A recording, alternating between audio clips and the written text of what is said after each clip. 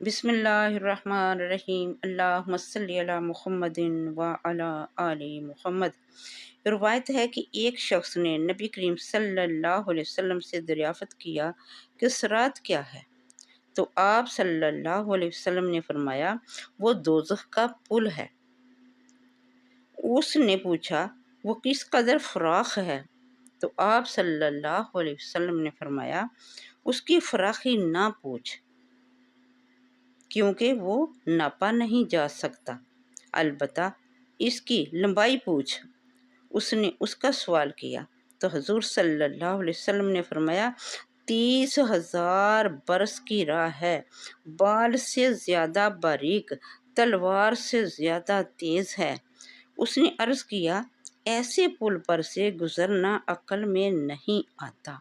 تو آپ صلی اللہ علیہ وسلم نے فرمایا، جو 12 رکعت سنت پر عمل کرتا ہے، اللہ اس کو اس پل پر سے گزرنا آسان کر دے۔ تو ایک شخص نے آپ صلی اللہ علیہ وسلم سے پوچھا، جو فرائض پڑھے اور سنت نہ پڑھے، اس کے حق میں کیا ہے؟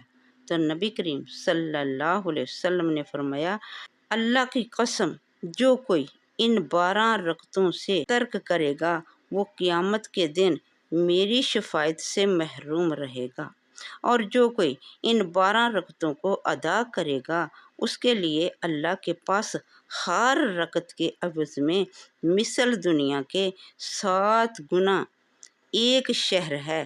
ہر شہر میں 70,000 کوٹھڑیاں ہیں، ہر کوٹھڑی میں 70,000 تخت ہیں، ہر تخت پر 12 حوریں ہیں، اور خدا اس کی دعا قبول کرتا ہے، اور میری شفاعت اس کے لیے مقبول ہے۔